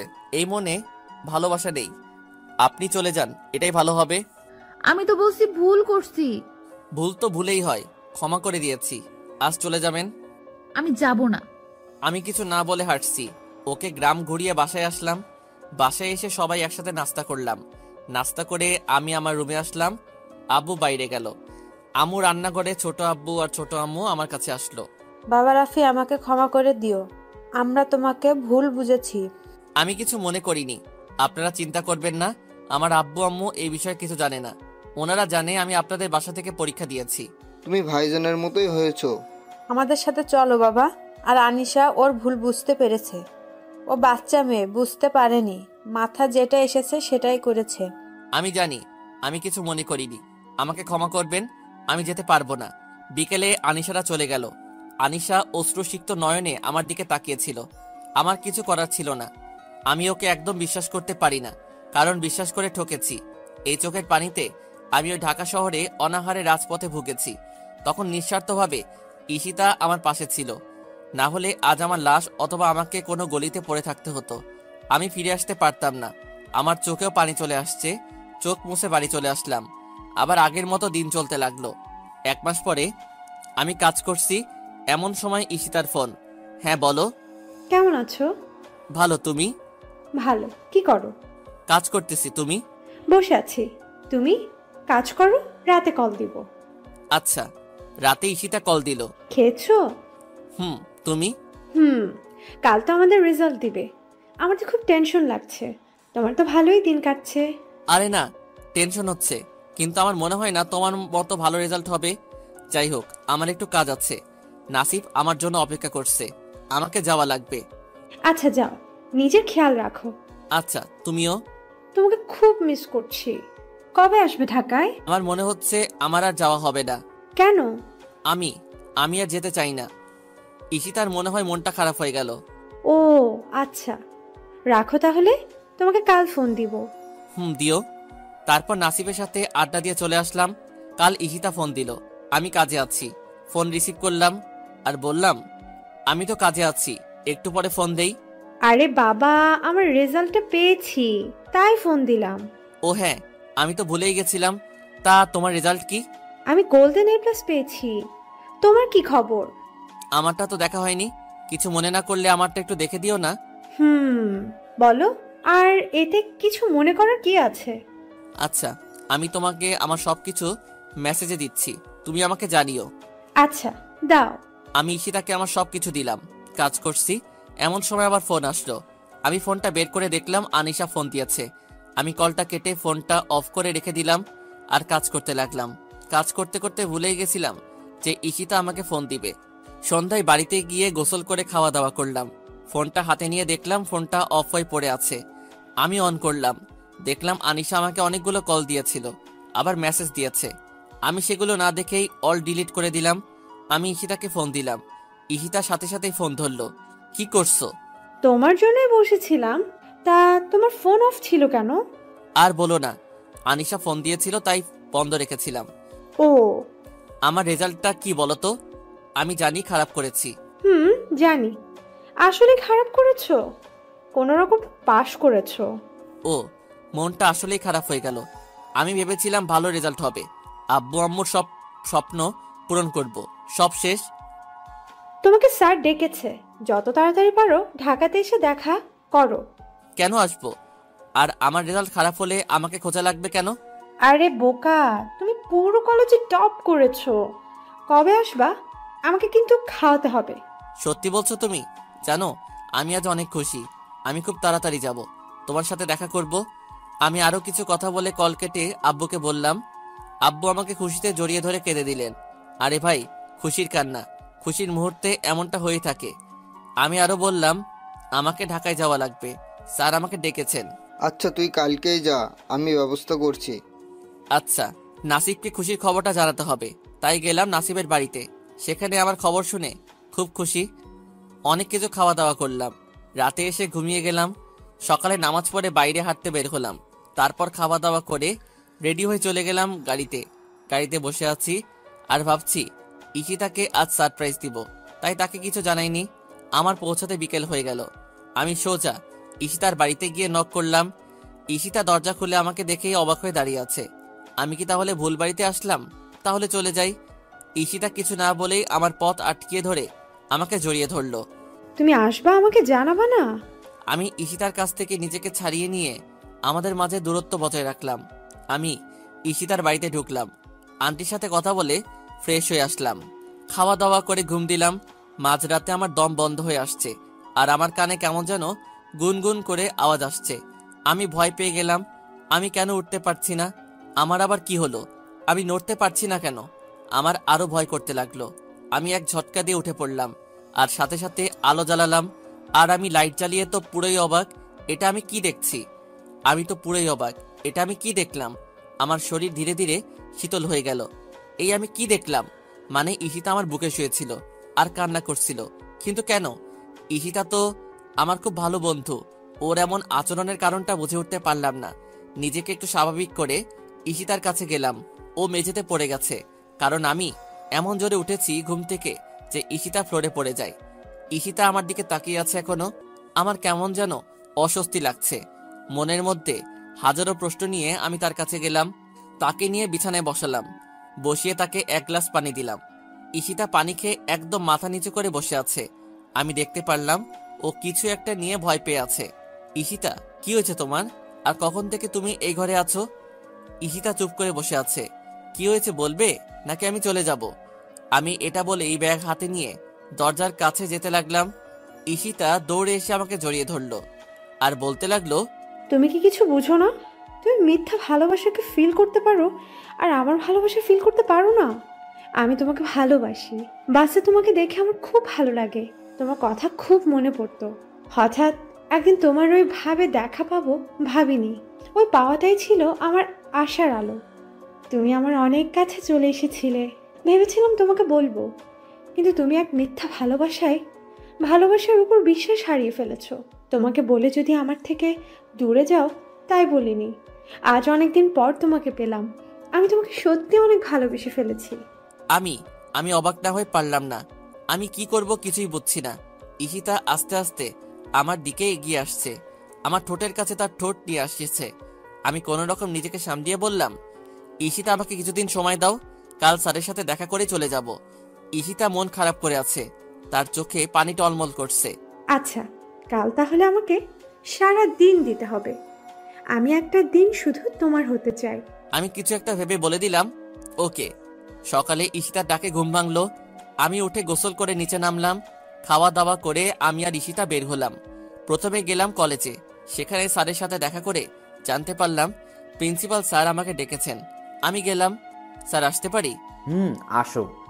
আসসালামু আলাইকুম স্যার, কেমন আছেন? ভালো আছি, তোমাকে যে কারণে ডেকেছিলাম। এটা বলেই ড্রয়ার থেকে একটা কিছু বের করলেন আর আমার হাতে দিলেন। আমি নিলাম, দিয়ে দেখি একটা ফর্ম। স্যার, এটা কিসের ফর্ম? প্রিন্সিপাল স্যার বলল, তোমাকে স্কলারশিপ দেওয়া হয়েছে কলেজ থেকে। আমাদের মনে হয় তুমি জীবনে ভালো কিছু করতে পারবে, তাই তোমাকে কলেজ থেকে কানাডায় পাঠানোর সিদ্ধান্ত নিয়েছি। যেতে 2 লাখ টাকা লাগবে। আমরা সবাই মিলে তোমাকে 50,000 টাকা দিতে পারবো, আর বাকিটা তোমাকে ম্যানেজ করতে হবে। ধন্যবাদ স্যার, আমি আপনার উপর চিরকৃতজ্ঞ থাকব, কিন্তু আমি বা আমার পরিবার এতগুলো টাকা ম্যানেজ করতে পারবো না। আমাকে মাফ করবেন স্যার। এটা বলে স্যারের হাতে ফর্মটা দিয়ে বাইরে চলে আসছিলাম। রাফি, দাঁড়াও। আমি দাঁড়ালাম, দেখলাম স্যারের সাথে কি কথা বলে। স্যারের হাত থেকে ফর্মটা নিয়ে আমাকে নিয়ে কলেজ থেকে বের হলো। আমি কিছু বলি নাই। সারা রাস্তায় দেখলাম ইশিতা একটা সুন্দর জায়গায় নিয়ে আসলো। আসলে এই জায়গাটা খুব সুন্দর। আমাকে কোনো কথা না বলে সে বসলে একটা জায়গায়। আমি কিছুক্ষণ দাঁড়িয়ে থাকার পর ঈশিতার পাশে গিয়ে বসলাম। ঈশিতা কিছু একটা ভাবছে। ঈশিতা, তোমার কি হয়েছে? চুপ করে আছো কেন? তোমার কি হয়েছে? আমার কিছু হয়নি। ঈশিতা, তুমি ফর্মটা নিলে কেন? রাফি, আমার একটা কথা রাখবা? বলো। ঈশিতা আমার হাত ধরে বলতে লাগলো, আমি তোমাকে একটা রিকোয়েস্ট করব, রাখবে? বলো।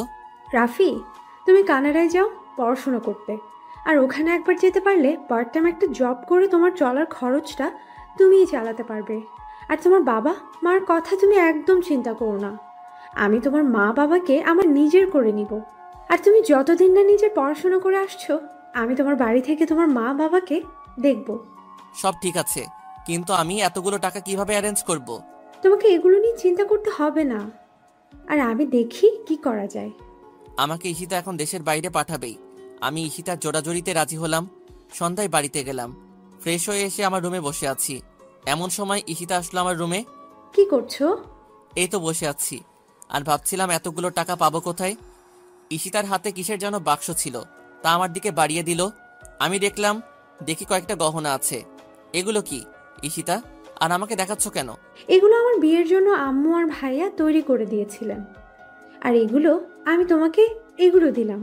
এগুলো বিক্রি করলে আমার জানা মতে 1,00,000 টাকা মতো পাবে, আর বাকি টাকাগুলোও ম্যানেজ হয়ে যাবে। তোমাকে এত চিন্তা করতে হবে না। ঈশিতা, তুমি এগুলো কি বলছো? এগুলো নেওয়া আমার পক্ষে সম্ভব না। আর তোমার একটা ভবিষ্যৎ আছে, আমি এতটাও স্বার্থপর হতে পারবো না। আর তুমি আমার জন্য এগুলো কেন করছো? রাফি, আমি তোমাকে ভালোবাসি, আর আমার সব কিছু তোমার। আমি জানি তুমি আমাকে ভালোবাসো না, কিন্তু আমার ভালোবাসার জন্য না হয় আমাকে এগুলো করতে দাও। আমাকে মানা করো না প্লিজ। এগুলো বলেই কান্না করতে করতে চলে গেল। আমি তার চলে যাওয়া দেখলাম আর ভাবতে লাগলাম, একটা মেয়ে এতটা কিভাবে ভালোবাসতে পারে। আমি ঈশিতাকে না পেলে হয়তো আমি বুঝতামই না ভালোবাসা কি জিনিস। তুমি সত্যি আমার জীবনে একটা অমূল্য রতন। আমি তোমাকে হারাতে পারবো না। আমি আমার সব দিয়ে তোমার ভালোবাসার মান রাখবো। ঈশিতা, আমিও না তোমাকে অনেক ভালোবেসে ফেলেছি। এগুলো ভাবতে ভাবতেই ঘুমিয়ে গেছি। রাতে মনে হলো আবার কেউ আমার বুকে শুয়ে আছে। আমি জানি এটা কে, তাই আর উঠলাম না। দেখি পাগলিটা কি করে। আমি তো তোমাকে আমার থেকেও বেশি ভালোবাসি, সেটা কি তুমি বুঝো না? জানি বিদেশে গিয়ে আমাকে ভুলে যাবা, ওখানে তো অনেক সুন্দর সুন্দর মেয়ে দেখবা, আমাকে ভুলে যাবে। আমি তোমাকে ছাড়া থাকতে পারবো না। আমি তোমাকে এত ভালোবাসি, আমার ভালোবাসার মানটা একটু রেখো। ঠিক মতো পড়াশোনা করো, করে দেশে ফিরে এসো। কথা দিচ্ছি তোমার সামনে আমি আর কোনো দিনও আসবো না, কিন্তু তুমি যেদিন দেশে আসবা আমি তোমাকে না হয় দূর থেকে একবার দেখবো। ঈশিতা জানে না আমি ওর সব কথা শুনছি। আমিও ঈশিতাকে জড়িয়ে ধরলাম। আমার পাগলিটা কি আমাকে এত ভালোবাসে, আর আমি আমার পাগলিটাকে ভালোবাসতে পারবো না? আমিও তোমাকে ভালোবাসি। ঈশিতা এবার সত্যি লজ্জা পেয়ে বলল, তুমি ঘুমাওনি বজ্জাত ছেলে? এটা বলেই দিল বুকের মাঝে কিল দিয়ে এক দৌড়। আর আমি বসে হাসতে লাগলাম। আমাকে সত্যি খুব ভালোবাসে। আমি রাতেই আব্বুকে ফোন দিলাম। কিরে, এত রাতে ফোন দিলি যে? কোনো বিপদ হলো নাকি? আব্বু, বিপদ একটা হয়েছে। আম্মুকে একটু ফোনটা দেন তো, আম্মুর সাথে কথা আছে। আব্বু ফোনটা আম্মুকে দিল। আমি আম্মুকে ঈশিতার সব কথা বললাম, আর সাথে কানাডায় যাওয়ার কথাটা বললাম। আমার কথা শুনে আম্মু মনে হয় খুব খুশি হয়েছে। আম্মু, তুমি আব্বুকে রাজি করিও। ঈশিতা আমাকে খুব ভালোবাসে, আর ও খুব ভালো মেয়ে। আরে পাগল, তোকে বলতে হবে না, তোর বাবা সব শুনেছে আর সে রাজি। বাবা, তুই এখন ঘুমা। আমি সকালে উঠে বসে আছি। ঈশিতা আসলো। তা স্যার, আপনার ঘুম ভেঙেছে? নিচে তো সবাই আছে। আমি আস্তে আস্তে ঈশিতার সামনে দাঁড়ালাম। ঈশিতাকে শক্ত করে জড়িয়ে ধরে বললাম, আমি তোমার কথা আমার আম্মুকে বলেছি, আর তোমাকে দেখতে চেয়েছে। তুমি কি আমার বউ হবে? আমার হাত ধরে বুড়ি হবে, কিন্তু ভালোবাসাটা এখনকার মতোই থাকবে। অনুভূতিগুলো সব টাটকা থাকবে, আজ যেমনটা আছে। আমার বাবুর আম্মু হবে। জানি না। এটা বলেই মুখ ঢেকে লজ্জা পেয়ে হাসতে হাসতে চলে গেল। আমিও চলে গেলাম। সকালে নাস্তা করে রুমে আসলাম। এর মাঝে ঈশিতার সাথে একটা কথাও হয়নি। তাকে দেখতে খুব ইচ্ছা করছে। ঈশিতা আমার রুমে এসে বলতে লাগলো, তোমার ফর্মটা পূরণ করেছো? না গো, একটু করে দাও না। আমি পারবো না। আমি কি তোমার বিয়ে করা বউ নাকি? এখন আমার বউ না, তবে আমার হবু বউ। এটা বলেই পিছন থেকে জড়িয়ে ধরলাম। ঈশিতা লজ্জায় লাল হয়ে গেল। আমি আর ঈশিতা একসাথে ফর্মটা পূরণ করে কলেজে গেলাম। ফর্মটা জমা দিয়ে গহনাগুলো বিক্রি করলাম। বাড়িতে আসলাম। আমার এখন কিছুই ভালো লাগছে না। ঈশিতা আসলো আমার রুমে এসে কাঁদতে লাগলো আর বলল, আমাকে তুমি ভুলে যাবে না তো? তোমাকে খুব ভালোবাসি আমি। আমি